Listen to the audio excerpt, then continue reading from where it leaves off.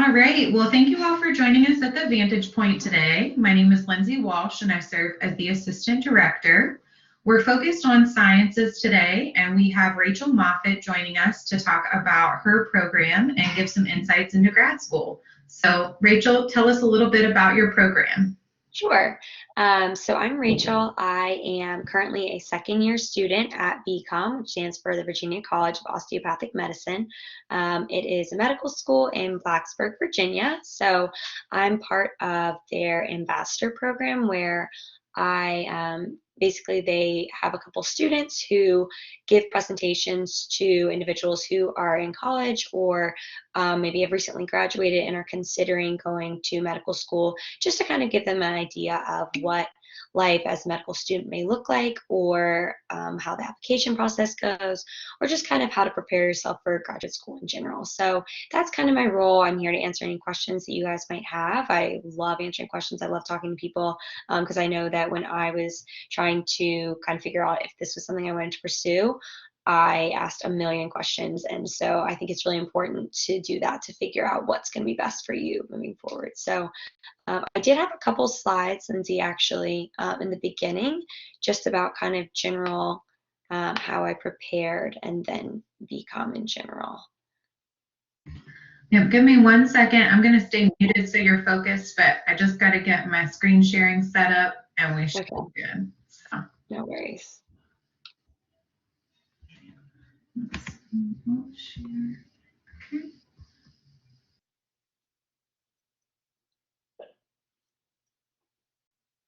Okay.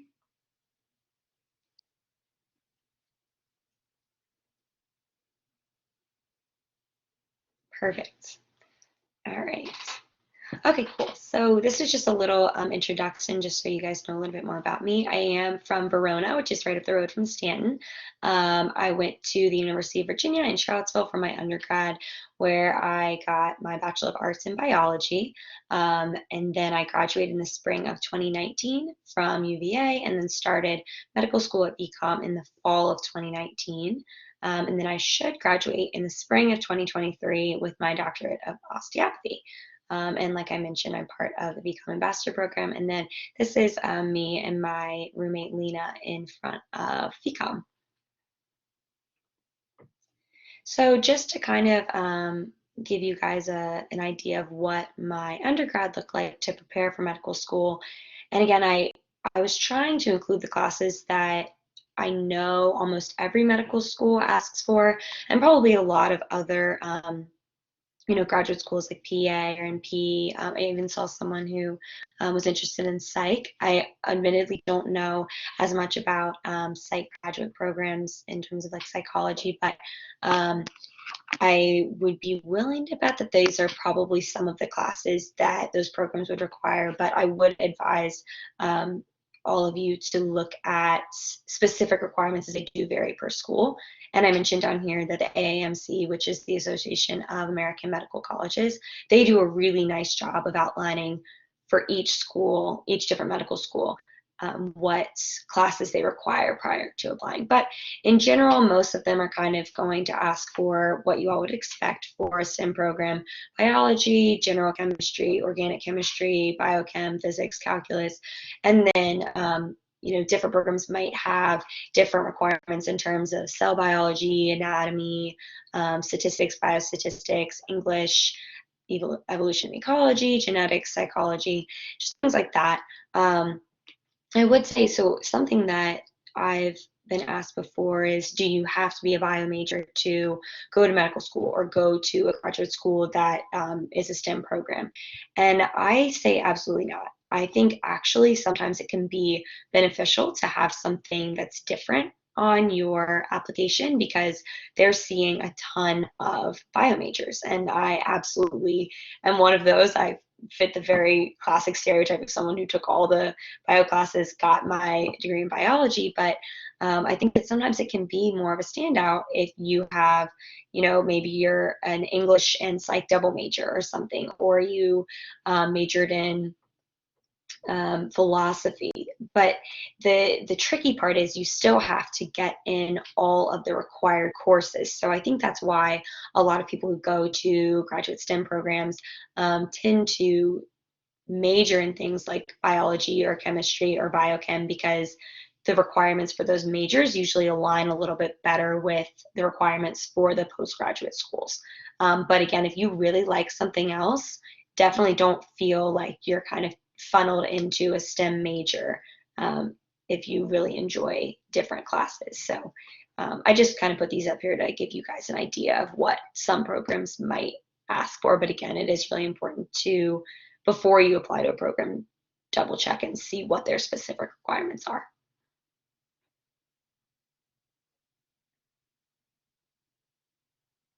And then another thing that I think people who are going into STEM programs, and I really thought this as well, I felt like I needed to only do research or only do shadowing in my undergrad. But the reality is, it's really important to find things that you enjoy and not feel like you, again, need to kind of fit the classic um, mold for someone applying to a STEM program. So I did do research for a year in a biochemistry lab at UVA. I thought that was really interesting.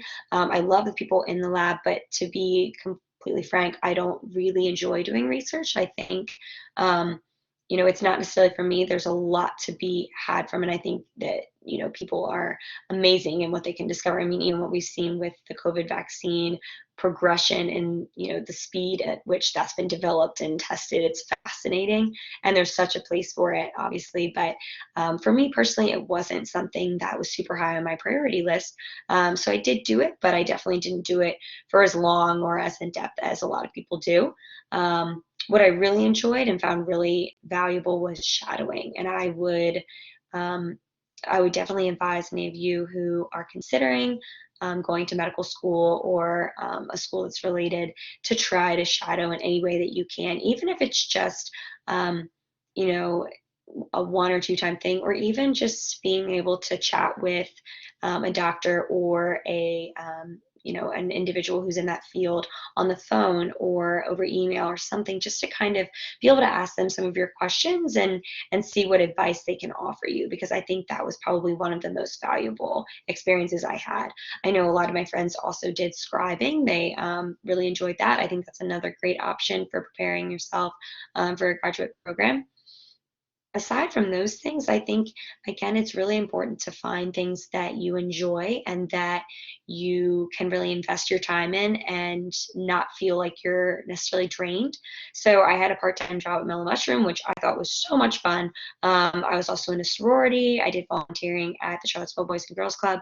And it was things like that well, it's not, something that's necessarily prestigious or isn't on people's radar for things that you necessarily need to do prior to medical school. They're all things that I enjoyed, and it kind of gave me, I felt like an experience with a couple different groups of people, different circles, and I thought that was really valuable prior to starting a graduate program. So again, just finding things that you really enjoy and you like to invest your time in is important.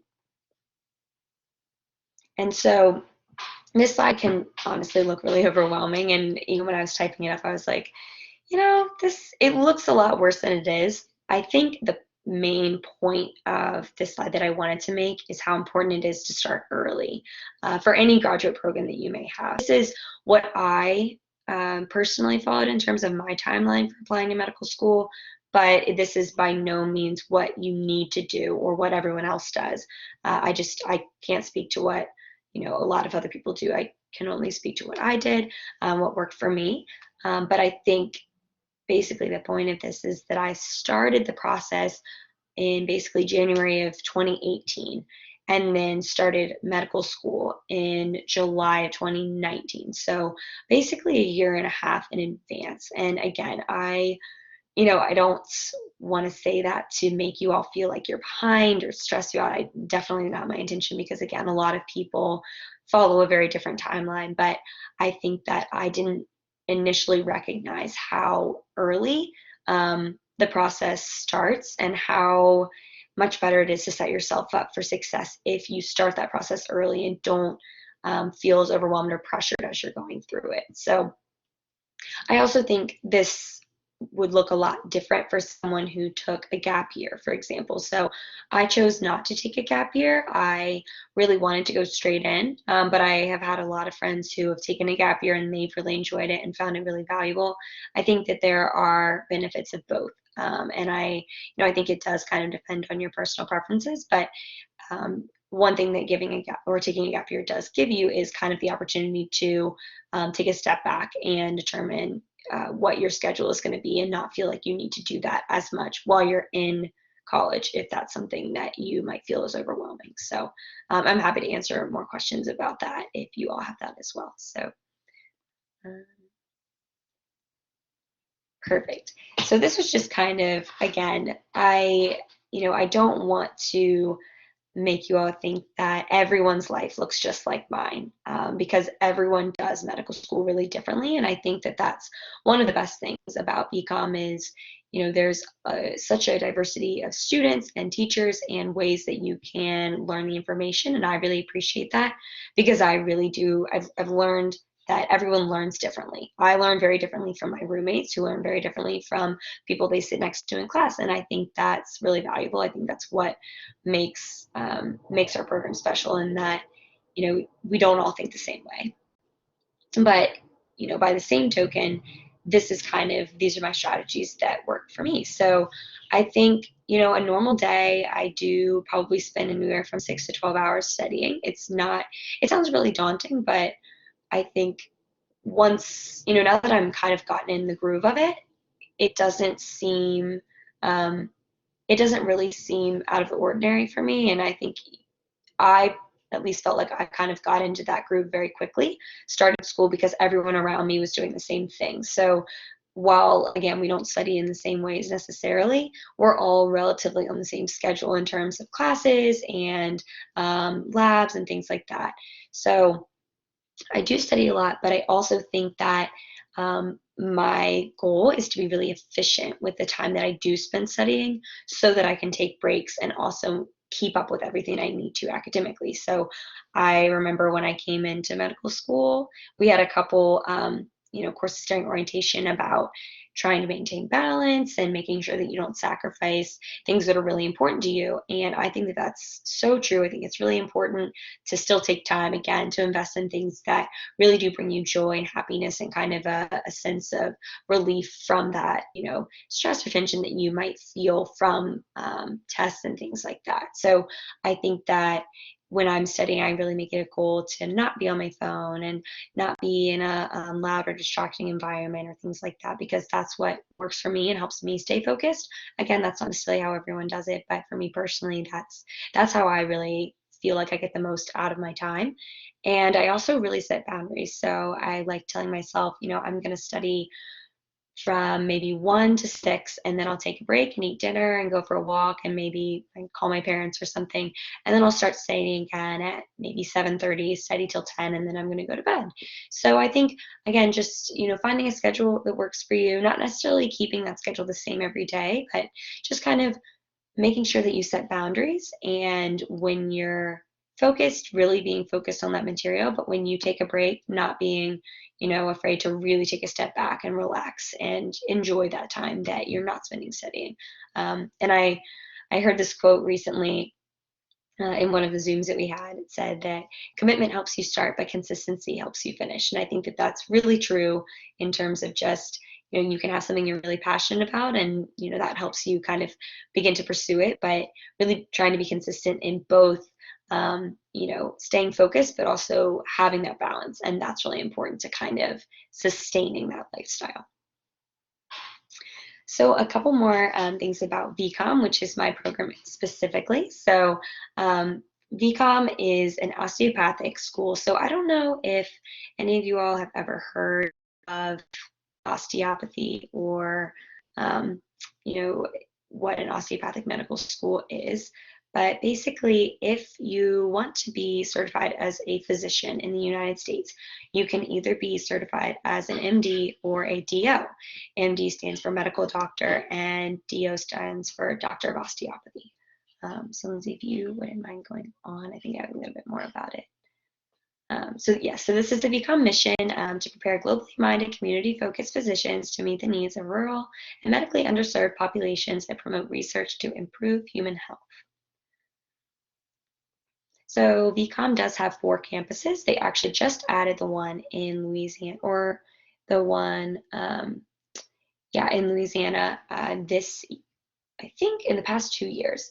So I am at the one in Virginia, and then they have a Carolinas campus, one in Auburn, Alabama, and one in Louisiana. So my class at the Virginia campus is probably, I think it's right around 175 students. I think we have maybe slightly the largest class, or comparable to the Carolinas, but altogether VCOM has a lot of students, and so they're actually on their way to becoming, if not have already become, the largest medical school in the US, because they have 4 campuses and those classes are growing by the year. So that's really cool. It's a cool thing about VCOM.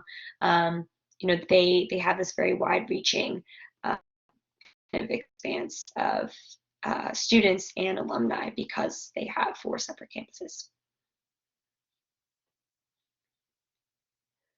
And I apologize, I think that this got cut off at the top, but the statistic was that 66% of VCOM alumni end up practicing in the Appalachian or Delta region. So as you can see, Stanton is within that region, and I think that's one reason that I personally was really drawn to VCOM, and that their mission, part of it directly relates to the area where I grew up and I love so dearly, and I think that one day I would like to practice in this area as well, and that's part of their mission, is really serving the area that kind of surrounds the Appalachian Mountains and kind of going down into the Delta region as well.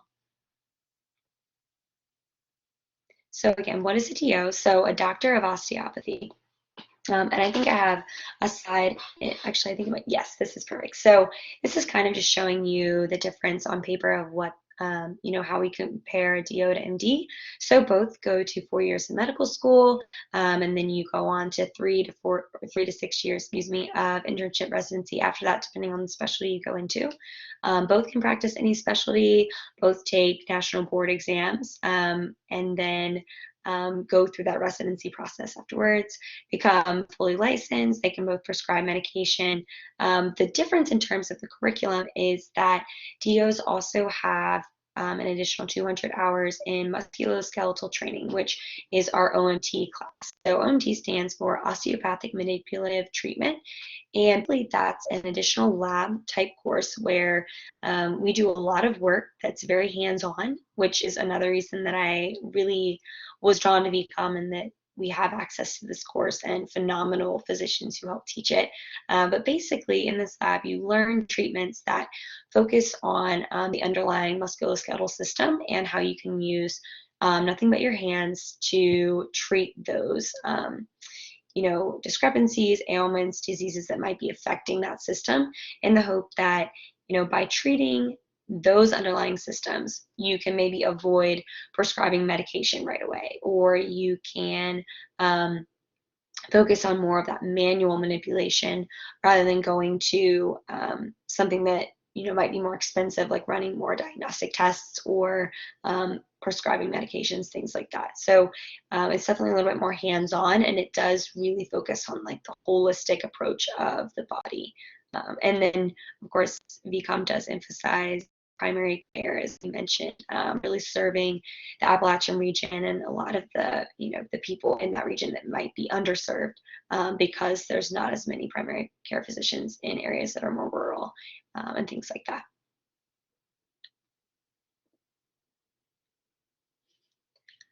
So osteopathic medicine was founded by physician A.T. Still back in 1874.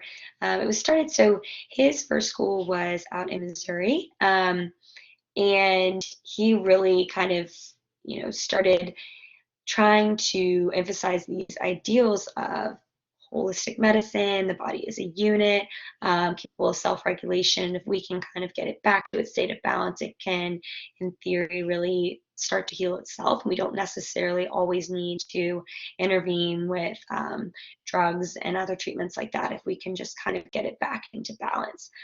So A.T. Still was really the one who started osteopathy, and since then there are lots of osteopathic medical schools that have begun and grown that are now all over the United States.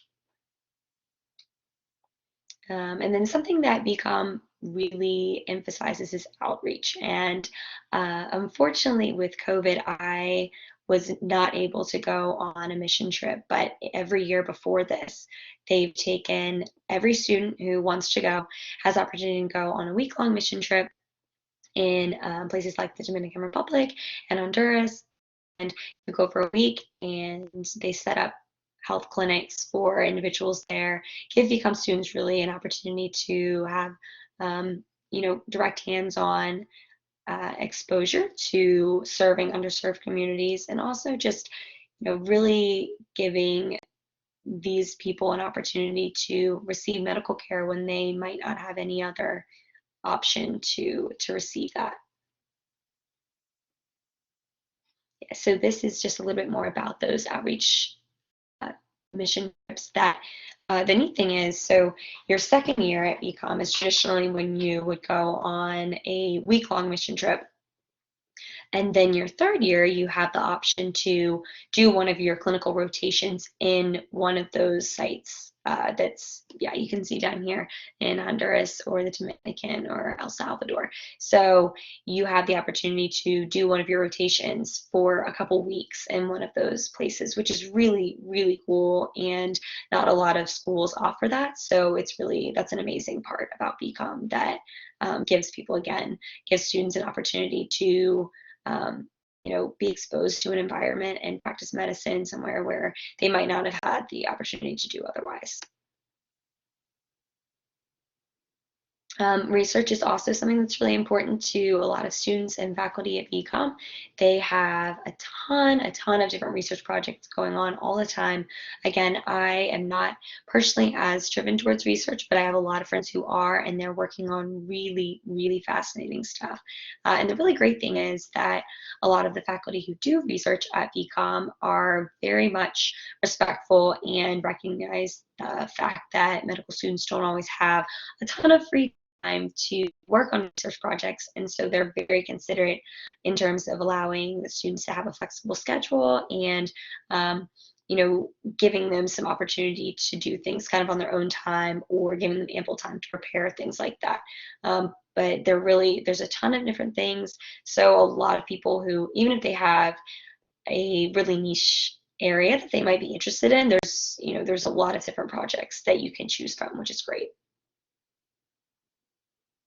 And then in terms of diversity, I mentioned how VCOM really does prioritize this, and they try to recruit students who come from all sorts of different backgrounds and areas and things like that, have different values. And so this is just a couple of the statistics. So 14% for average across the campuses are from underrepresented minorities, and that's from the past I think that's like 15 years, which is really great. And then it is pretty much 50-50 split, female versus male. This says 52% VCOM students are female, but I can tell you it feels very very balanced in terms of our class. But it is really neat to meet lots of people who come from different backgrounds and are lots of different ages. The first day of class, I was sitting next to someone who, and I'm 23 years old, and the woman I was sitting next to was 35, and it was really cool to talk to her about how she got into medical school, and she asked me lots of questions about how I kind of got in there, and it's just fascinating, I think, to be able to learn in an environment with people who might have really different paths to get to the same goal. And I think that that's really valuable because it allows you such a wider breadth of knowledge in terms of learning not only about medicine, but also about the different types of people that you might encounter in this journey and how their views can really impact your own. Sports medicine is also huge for VCOM. So VCOM actually has a fellowship program for individuals who are interested in sports medicine, and they work a lot with Virginia Tech Athletics, which is huge, gives people a great opportunity to, again, have exposure to hands-on opportunities, and a lot of times they'll take students to go shadow with them, and that's just, it's a really great path for people who are interested in sports medicine. So this is just a cute photo. I think it's just, this is basically three individuals who, once they graduated from medical school, this was their graduation day. And they're, of course, really excited. So this is a little bit about VCOM's curriculum. I was telling Lindsay earlier that we do what's called a block schedule. So over the first 2 years, those are mainly your didactic or classroom academic courses. And over the first 2 years at VCOM, there are 8 blocks, and not every medical school uses this style, but a lot of them do, and this is what's called the systems-based approach. So you can see here that each block kind of emphasizes a different system. So block 2 was the musculoskeletal system, block 3 was more neurological and special senses, so like seeing, smelling, hearing, taste, things like that.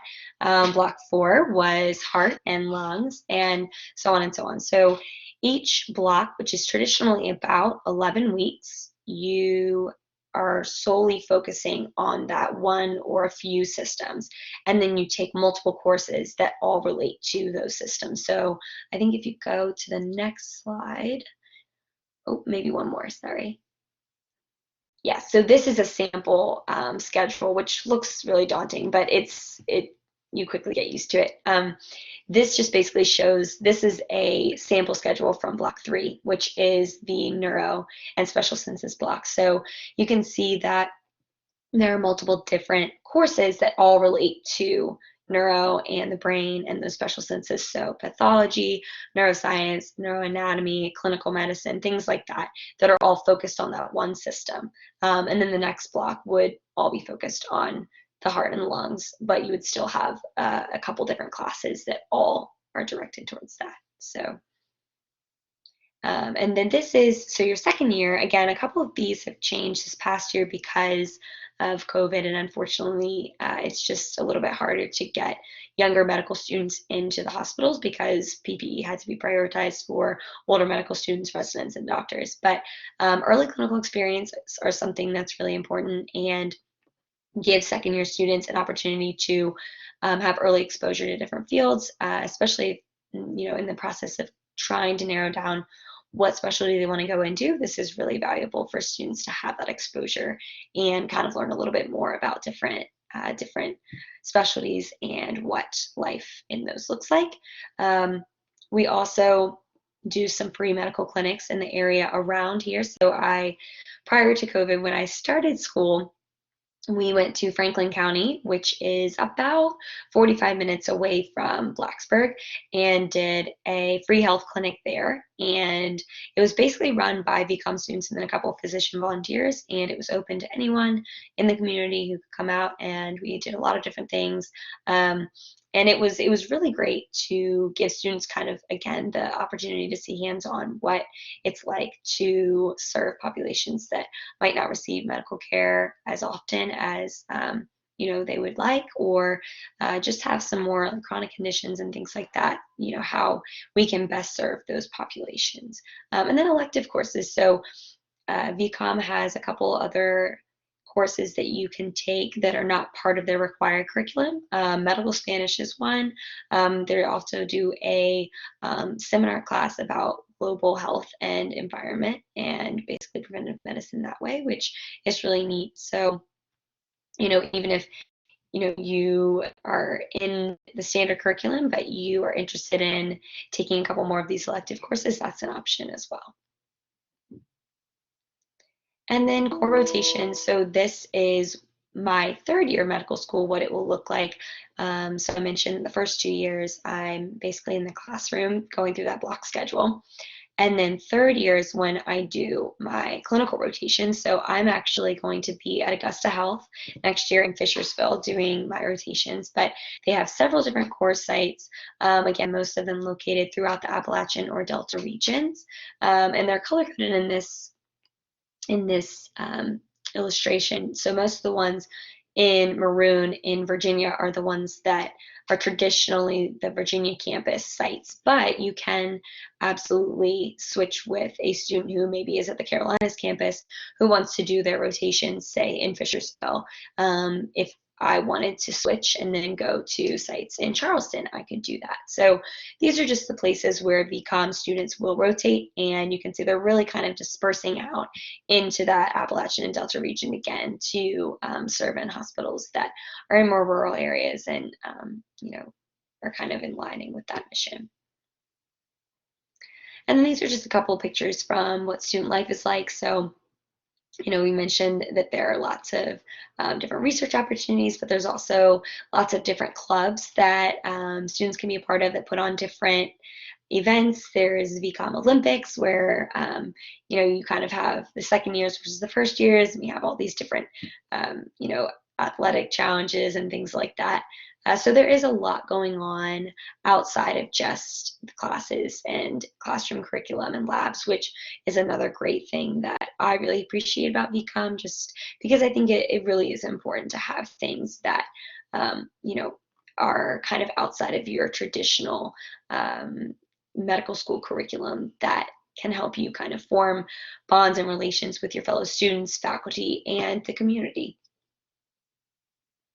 And then this is fourth year. So fourth years in medical school go through the residency match process. And I would definitely encourage any of you who might be considering medical school or another graduate program to really look at that school's statistics in terms of, how many of their graduates do match, or how many of their graduates get a job out of medical school, because it's really easy to kind of look at statistics when you're applying of just getting in and what the class looks like in terms of average scores and things like that. But you also want to consider, is this school going to really set me up for success after I graduate? And the fact that, VCOM has a 99.4% match rate into residency is really, really great. And that gives, a lot of, security for students who do attend VCOM and do well, and it really does set them up for success post VCOM in terms of getting the match to a residency and kind of funneling them towards their success as future physicians. So there are a variety of different places that VCOM students go for residency, and residency is a little different. So in terms of third year, you are assigned one of the core sites to do your rotations. Fourth year, you apply to different residencies, and those residencies can be anywhere. So this is kind of just showing that people can end up in lots of different states, but a lot of individuals from VCOM do end up doing residencies still in kind of that Appalachian Delta region that they've grown to, kind of love and serve throughout their time at VCOM in being one with that community. And then this is just a couple of the different residencies that VCOM students have matched into. And then these are just some pictures. So the one at the top right is actually what the OMM or OMT lab looks like. So that's where we learn our osteopathic manipulative treatment. The one below it is a picture of the patio outside VCOM, which I love. I love going out there to study on warm days. I think it's really nice. The Wi-Fi from reaches perfectly. There's outlets, so it's really nice. It's a great opportunity to kind of get outside. The one below is what the classroom looks like. Again, this was admittedly pre-COVID. Now we're a little bit more spaced out, but that is what one of the classrooms looks like, and that's kind of how most of the classes that we take are set up, in that, all 180 people in my class are all in that one classroom taking classes together. So again, it's really nice because you do have that sense of community within your class and your school. And then to the left is a picture from the anatomy lab, which I think, I mean, I'm biased, but I think our anatomy lab is absolutely phenomenal. It's on the third floor of VCOM. There's a ton of windows. It does not smell like a traditional anatomy lab. It actually really doesn't smell that bad. And it's just, the facilities are really, really nice, really new, and it's a great place to learn, and you spend a lot of time in there. So it's important that it's somewhere and it's an environment that you feel really comfortable in. And then the picture, the bottom left, is part of our sim center, where we have several different simulation tools that we use for different practicing different clinical procedural skills. And so this is kind of a repeat from what I went through earlier, but this is what VCOM requires in terms of coursework prior to applying. So we talked about biological sciences, physics, orgo, gen chem, English, things like that. And then this is, again, a couple statistics about VCOM in terms of the classes for the students that are applying, what their GPA was in college and what their MCAT score is.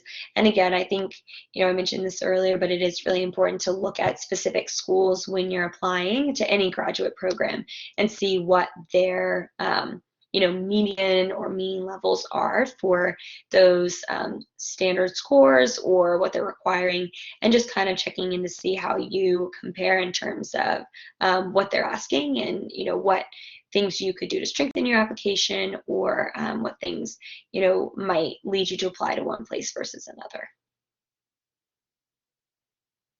And then this is just kind of a plug for VCOM in terms of, if you're interested in applying, you can always reach out to me. I will give Lindsay my email. I'm really happy to answer more questions over email if you really are interested in applying to VCOM specifically, or if you just have questions about medical school. I really do love talking to students about it, because I know how important it was for me before I was applying to ask lots of questions. So I definitely want to be available for anyone who might want use me as a resource. But these are just kind of the steps to applying to VCOM. And then VCOM is also having an open house. It is, I believe, next Friday. Is that the 9th? Yeah.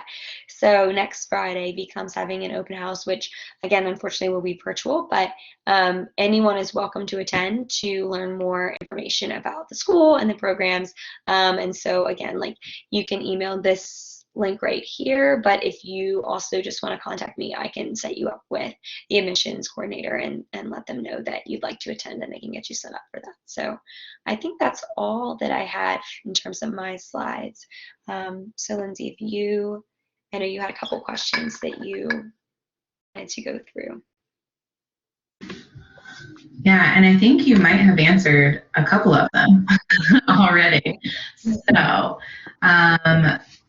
okay, so one was, how did you end up in this graduate program? And I feel like I heard you talk about your interest and passion for serving in an area that you grew up in. And it sounds like the particular path that you took focuses on primary care and more holistic and preventative methods versus like more pharmaceutical approach. Did I hear that correctly throughout the presentation? Yes. Okay. Awesome. Yes, you did. Absolutely. Okay. And then you definitely went over those undergrad classes to help get ready for a grad program. One thing I just wanted to elaborate and make sure students picked up on was that it does take about 1.5 years for the application cycle, and a gap year doesn't necessarily put you out of the running. It just kind of depends on what your personal needs are, whether you want to keep going or maybe take some time off, get some experience, or take a breather from undergrad, because it's a little bit ahead. So tell us too, like for some of your friends or colleagues that you've met that might not have had just a biology major, like maybe they had an interesting minor or a double major. You mentioned you guys have Spanish, like a medical Spanish class. Do you find languages are important, or liberal arts, or what are some of those complementary majors that you see? Yeah, definitely. So I think languages are actually pretty, I wouldn't say common, but in terms of other kind of paths that people have followed, there are a lot of people who have majored in Spanish, and then when they come to medical school, they pursue that medical Spanish course because it gives them, I mean, definitely a leg up in terms of residencies and jobs, but also it's just something that it's another way they see to be able to kind of extend their skills to more individuals, right? So if they're bilingual or trilingual, which again, the fact that VCOM draws a lot of students and recruits a lot of students who are from diverse backgrounds, it really does kind of give students and the community as a whole more of an opportunity to reach patients who might also be from more diverse backgrounds. So I think languages is huge. I took Spanish in high school and college, and I love it, but I am in no way qualified to speak to patients in Spanish. So I think that the people who are, it's really amazing, and that's a great skill and knowledge base to have because it really does give you the ability to appeal to a wider range of patients, but also a wider range of hospitals and programs and locations. So that's definitely something we see. I think, there are also some people who have done, have maybe gotten degrees, postgraduate degrees prior to coming to VCOM. So there are a lot of individuals who either majored in public health or did a public health graduate program. And actually, VCOM has a really neat program called the Master's Program where you can get your master's in public health.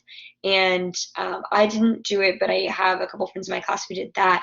And if you, do well in that program and you're successful, usually you can kind of just get basically invited to join VCOM's medical school. And so a lot of people will do that because, again, applying to medical school can be really daunting, and it, like you mentioned, it does take a lot of time, and it can feel overwhelming at times. And so there are a lot of people who think, I don't know if I necessarily want to do it, but I really am interested in this graduate program, so I'll do that. And if I really enjoy that, if I'm successful there, then I'll go to medical school. And it really does. It kind of gives you a chance to kind of ease your way in. Not that the master's program is not challenging, it definitely is, but I think that it gives you an opportunity to kind of test the waters a little bit and meet some faculty and put yourself in that environment and see if that's something that you actually want to pursue prior to starting medical school. So I think there are a lot of students in my class that kind of took that route as well. Nice. And just getting down to some technicalities, because of course these students are undergrad students. When you're thinking about your application and looking at grad school, what are some points of advice that you have for students when they're thinking about who to ask for a letter of recommendation? What kinds of things do they need to give to the person they're asking, and how much time do you typically allow for something like that? Sure. So I think one thing that I didn't really think about prior to applying was the fact that a lot of the members of admissions boards of different graduate programs, medical schools, you have it, they're reading so many applications that anything that you have on your application that sets you apart is going to be a huge talking point for them, particularly in interviews. So I think, I had on my application that I worked at Mellow Mushroom, which is in no way prestigious or anything like that, but that was definitely something that was brought up because I think it was a way for them to identify me as a little bit different than some other applicants. So I think that when you are thinking about applying, don't be afraid if you have think something that you feel is maybe a little bizarre or out of the norm. Don't be afraid to put that on your application, and be prepared to talk about it and be prepared for them to ask questions to you about that because, they really want to differentiate you from other applicants. And so, I'm not saying that you should only do things that are really outlandish just because you're trying to kind of set yourself apart. But if there are things that you really enjoy, that you're not sure if they, would set you up well for medical school, the curriculum itself, I think that, yes, it's important to take those classes that are required or recommended prior to medical school, but it's also really important to just do things that you enjoy and don't be afraid to really own those things and be your own person and be willing to share about that in interviews or on your application because those really can set you apart. in terms of asking for letters of recommendation. So a lot of programs will request, I'm trying to remember exactly how it went. I think that um, for my primary application, there were a couple requirements in terms of who you needed to have letters of rec from. So for example, I needed to have, I could have up to, I think, 7 letters of recommendation, minimum 3, and at least 2 from science professors, and then 1, um, again, it varies per school. So I think that's why I'm trying to remember exactly. But I think for VCOM, I needed to have at least 2 from science professors. One had to be from a doctor of osteopathy, another DO, which I was really lucky in that the man that I shadowed in Charlottesville was a DO, and he actually was the one who really got me interested in osteopathy from the beginning. I had never heard of it, and he really opened my eyes to how valuable it can be, particularly in rural and underserved communities, and how much of an impact you can have. And so I was really fortunate in that I had shadowed him and got a great letter of recommendation from him.